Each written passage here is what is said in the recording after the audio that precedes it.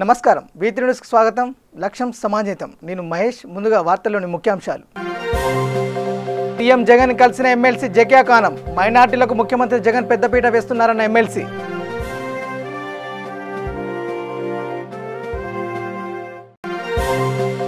విజయవాడలో నేటి నుంచి వైద్య సేవలు నిలిపివేయనున్న జూడాలు తమ సమస్యలపై ప్రభుత్వం స్పందించట్లేదని ఆరోపణ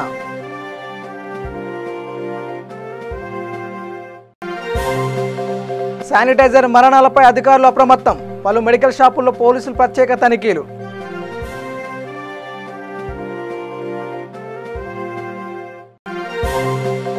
సమగ్ర అభివృద్ధి లక్ష్యంగా నూతన పాలసీని అమలు చేస్తాం నూతన పారిశ్రామిక పాలసీ ఆవిష్కరణలో మంత్రి మేకపాటి గౌతమ్ రెడ్డి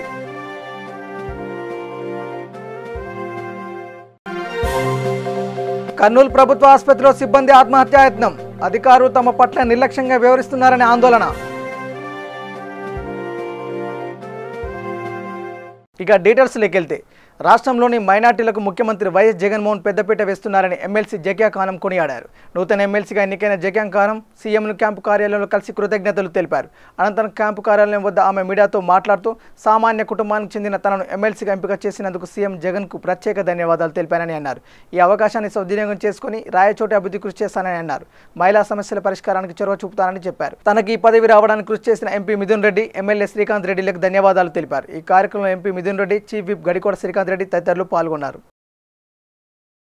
దేశానికి రాష్ట్రానికి సంపద సృష్టించే పారిశ్రామికవేత్తలకు ప్రోత్సాహం అందించేలా సులువైన నిబంధనలతో వైఎస్ఆర్సీపీ AP1 పేరిట సింగిల్ విండో కేంద్రం ఏర్పాటు చేశామని పారిశ్రామిక శాఖ మంత్రి మేకపాటి గౌతమ్ రెడ్డి అన్నారు నూతన పారిశ్రామిక పాలసీని మంత్రి గౌతమ్ రెడ్డి APIIC చైర్పర్సన్ రోజా ఆవిష్కరించారు ఈ సందర్భంగా మంత్రి మాట్లాడుతూ రాష్ట్రంలో నూతన పారిశ్రామికవేత్తలను నైపుణ్యం కలిగిన యువతలను పరిశ్రమలు అందించడమే లక్ష్యంగా నూతన పాలసీని తీసుకొచ్చామన్నారు గత ప్రభుత్వం అమలుకు సాధ్యం కాని అంశాలను రూపొందించిందన్నారు గత ప్రభుత్వం హామీలు అమలు చేయడం జాతీయ స్థాయిలోనే సాధ్యం కాదని అందుకు కొత్త పారిశ్రామిక విధానాన్ని సరళంగా రూపొందించామని తెలిపారు అన్ని ప్రాంతాల సమగ్ర అభివృద్ధి లక్ష్యంగా దీన్ని అమలు చేస్తామన్నారు కోవిడ్ పరిస్థితుల్లో పారిశ్రామిక విధానం వచ్చే 3 ఏళ్లకు రూపొందించామని వివరించారు Today, the government of Andhra Pradesh is launching the new industrial policy for 2020 and 23.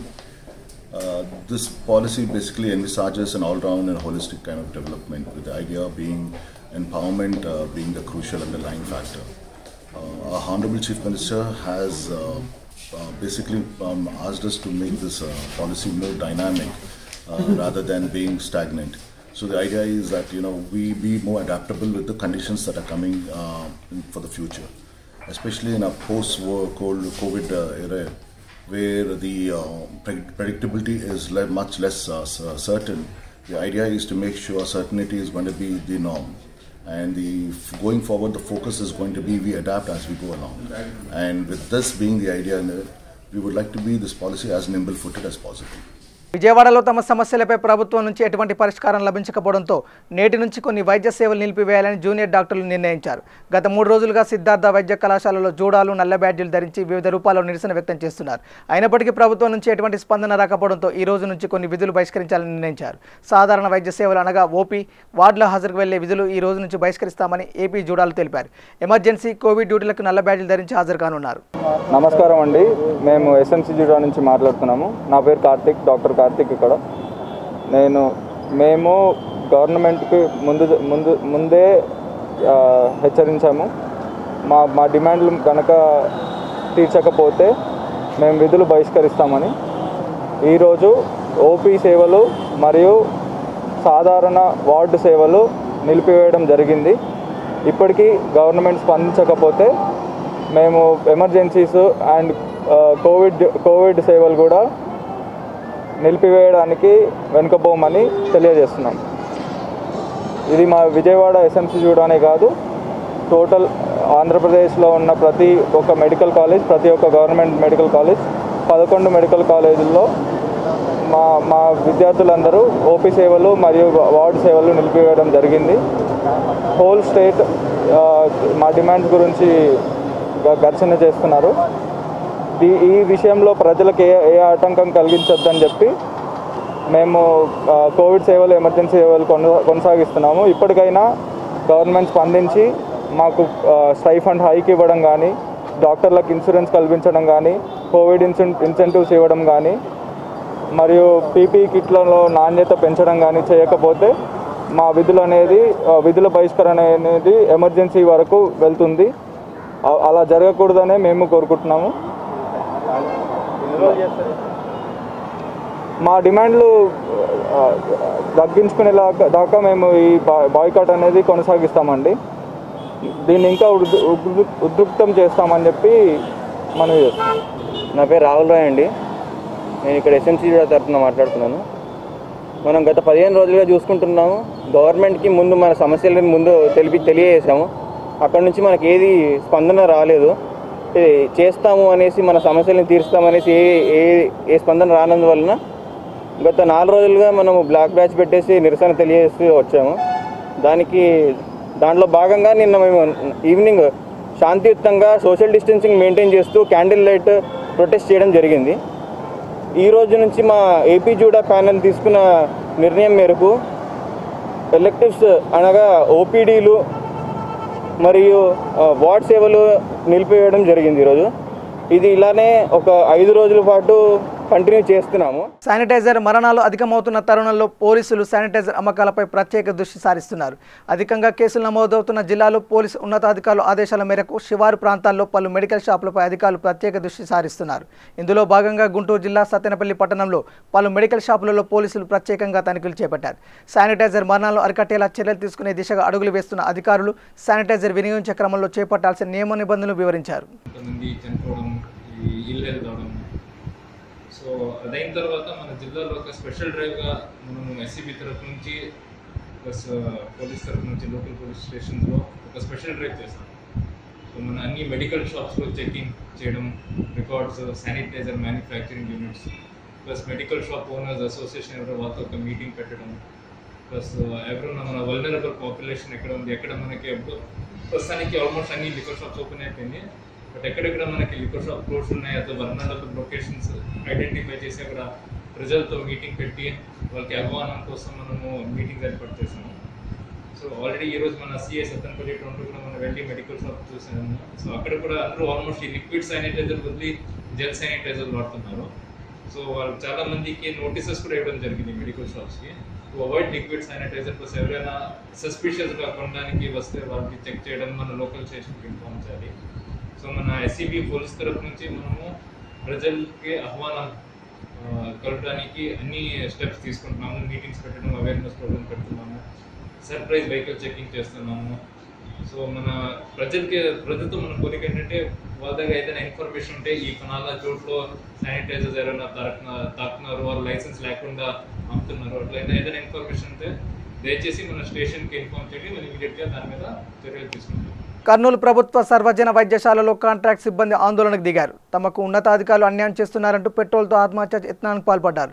Corona సమయంలో అండగా ఉండాల్సిన అధికారులు తమ పట్ల నిర్లక్ష్యంగా వ్యవహరిస్తున్నారని ఆందోళన వ్యక్తం చేశారు. ఉద్యోగ భద్రత విషయంలో అధికారులు తీరుపై ఆవేదన వ్యక్తం చేశారు. అన్యాయంగా విధుల నుంచి తొలగిస్తే సహించేది లేదని హెచ్చరించారు. అధికారి చాంబర్లోనే పెట్రోల్ పోసుకుని ఆత్మహత్య యత్నానికి పాల్పడడం కలకలం రేపింది.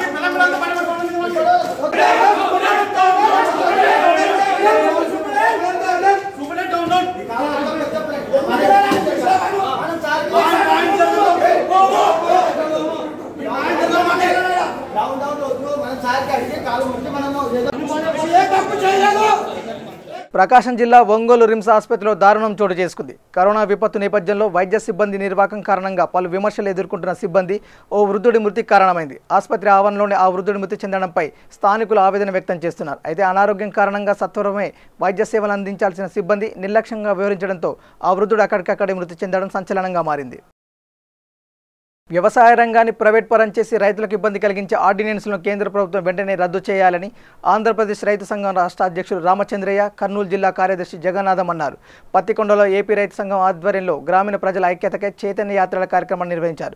స్థానిక 4 స్తంభాల కూడలి వద్ద సంతకాల సేకరణ చేపట్టారు. ఈ సందర్భంగా వారు మాట్లాడుతూ వ్యవసాయాన్ని ప్రైవేట్ రంగానికి అప్పగిస్తే రైతులు కార్పొరేట్ కంపెనీల గేట్ల వద్ద కాపలాదారులుగా కావాల్సి వస్తుందని అన్నారు. అలాగే పంటలు కనీస గిట్టుబాటు ధర కల్పించి ప్రభుత్వమే పంటను కొనుగోలు చేయాలని, అలాగే ఉపాధి హామీ పని దినాలు పెంచాలని కోరారు. రైతులకు ఇబ్బందికరంగా ఉన్న ఆర్డినెన్స్ను తక్షణమే రద్దు చేయాలని వారు డిమాండ్ చేశారు. వ్యవసాయ క్షేత్రాలకి గేట్ కీపర్లుగా మారే ప్రమాదం ఉంది. కాబట్టి వ్యవసాయ రంగాన్ని రక్షించాలంటే ఈ ఆర్డినెన్స్ని తక్షణం రద్దు చేయాల్సిన అవసరం ఉంది. అదేవిధంగా ఈరోజు మరి కేంద్రంలో ఉంటున్న ప్రభుత్వం మన ఆహార ధాన్యాలన్నిటి కూడా నిత్యావసర వస్తువుల చట్టం నుంచి మినహాయించడం జరిగింది.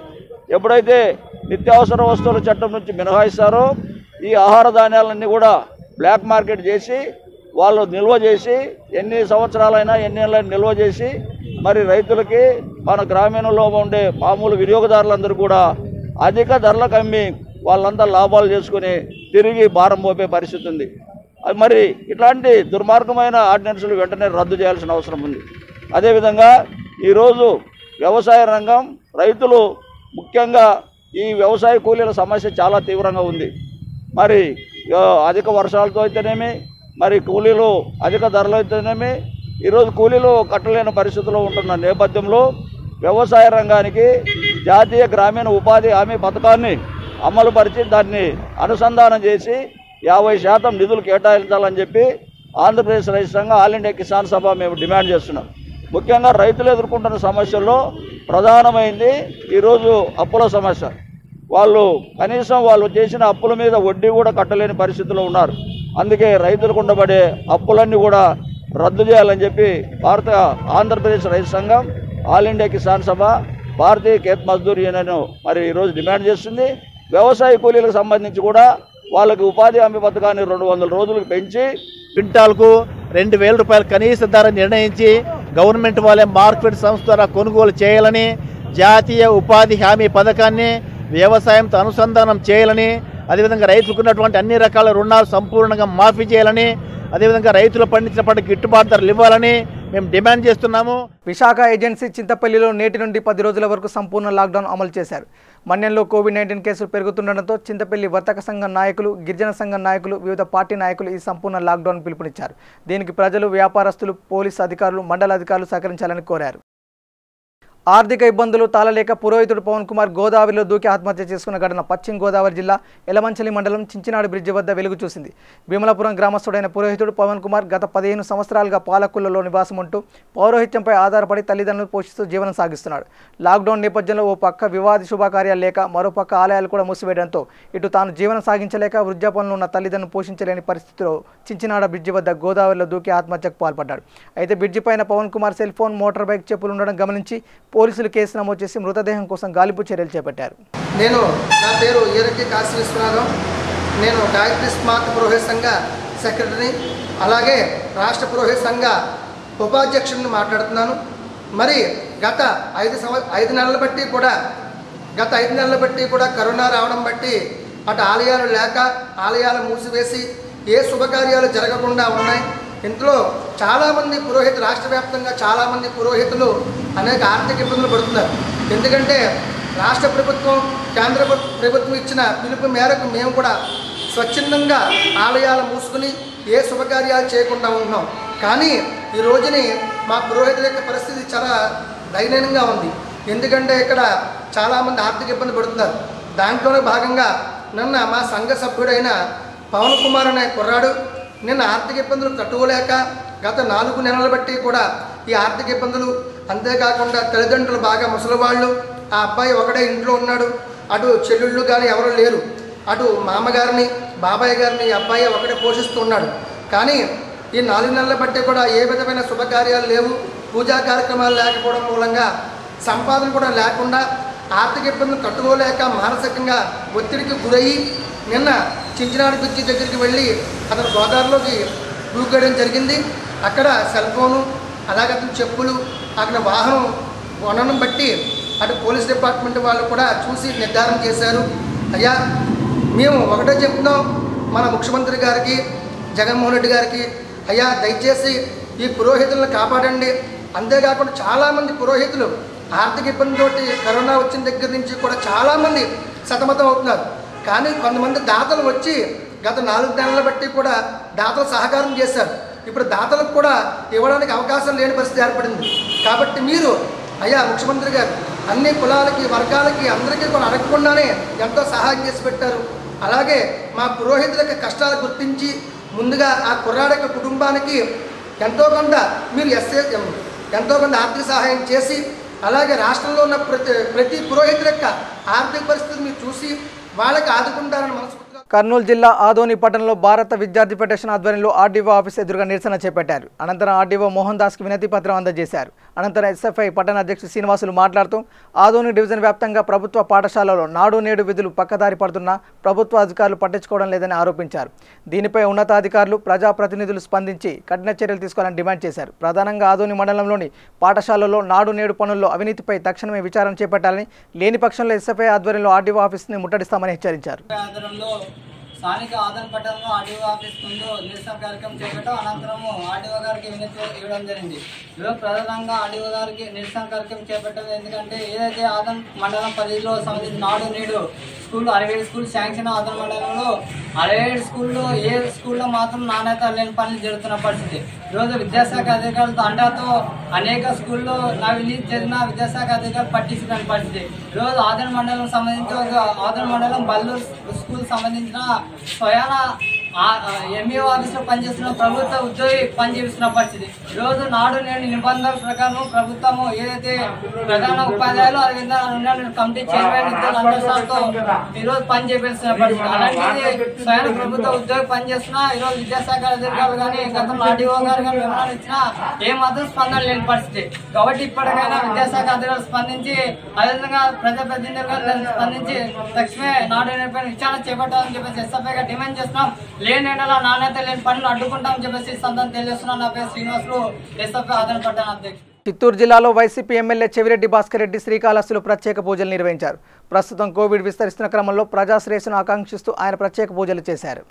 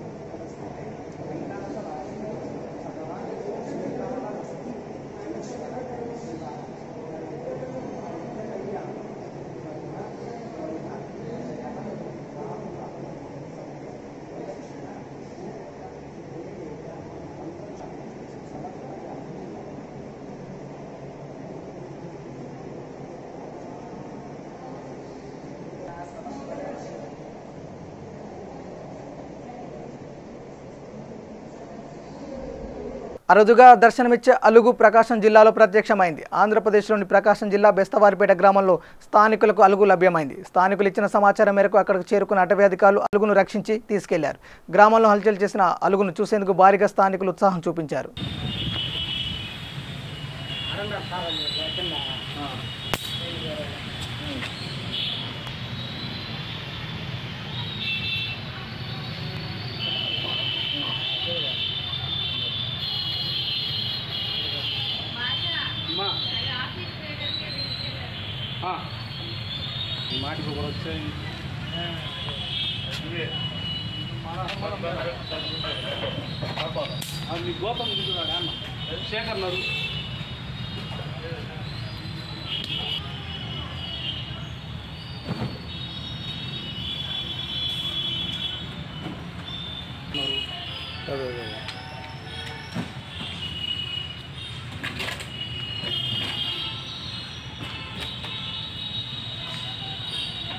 ఈ డబ్బాలు వేసి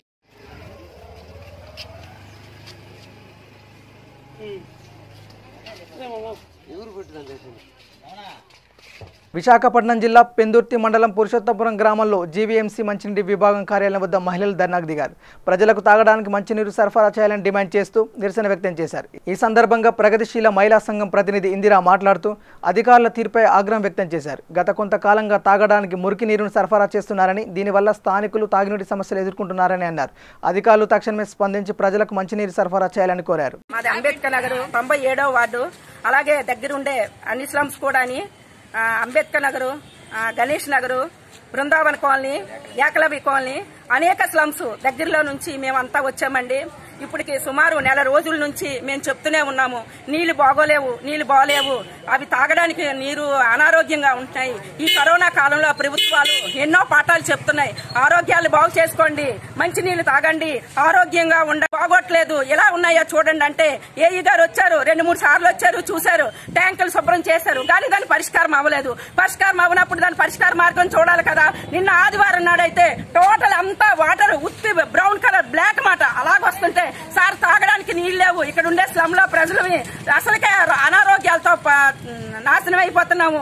ఇప్పుడు కానీ ఏ మాత్రమైనా జ్వరాలు వస్తే చూసే డాక్టర్లు కూడా చూడరు. అనారోగ్యంతో ప్రాణాలు పోవడమే తప్ప బ్రతికే దారి లేదు. మీరు కనీసం మంచినీళ్లు ట్యాంకర్లైనా పంపించరు. తక్షణమే చర్యలు తీసుకొని మంచినీళ్లు తాగడానికి సురక్షితమైన మంచినీళ్లు ఫ్లాట్లను ఈ దగ్గరుండే స్లమ్లోని అన్ని ఏర్పాటు చేయాలని, ఈ తాగితే ఈ నీళ్లతో జబ్బులతో చచ్చిపోతారు, అనేక పాఠాలు చెప్తున్నారు. కరోనా కాలంలో ఆరోగ్యాలు శుభ్రం చేసుకోండి. ఏం శుభ్రం చేసుకుంటామండి? ఇలాంటి తాగే కుళ్ళు నీళ్ళతోటి సీరియస్ గా పట్టించుకొని స్లమ్ లో అన్నింటిలో నిన్న మంచినీళ్ళ ప్లాంట్లను రక్షితమైన మంచినీళ్ళ ప్లాంట్లు నిర్మించాలని ప్రభుత్వానికి కోరుతూ ప్రభుత్వానికి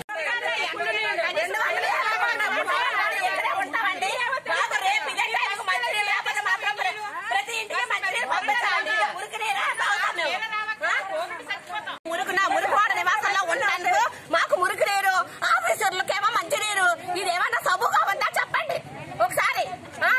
అది కొంచెం అర్థం చేసుకొని మాకు రేపటి కాలం మంచి నీరు పోతే మాకు మొత్తం ఫ్యామిలీ అన్ని 250 కుటుంబాలు కూడా ఇక్కడే తరలో ఉంటది.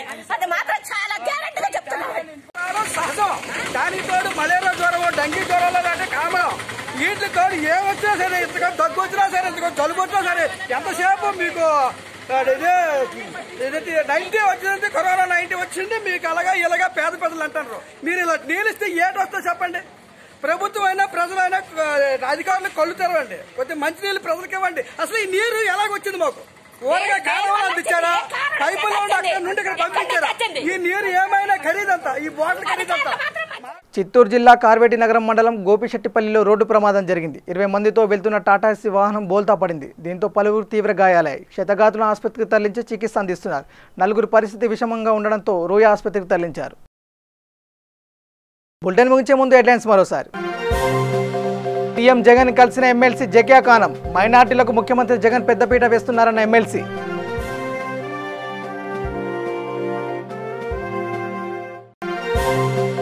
విజయవాడలో నేటి నుంచి వైద్య సేవలు నిలిపివేయనున్న జూడాలు. తమ సమస్యలపై ప్రభుత్వం స్పందించట్లేదనే ఆరోపణ.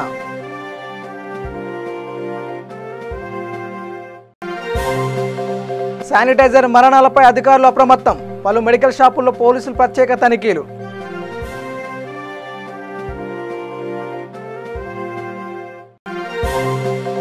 సమగ్ర అభివృద్ధి లక్ష్యంగా నూతన పాలసీని అమలు చేస్తాం. నూతన పారిశ్రామిక పాలసీ ఆవిష్కరణలో మంత్రి మేకపాటి గౌతమ్ రెడ్డి.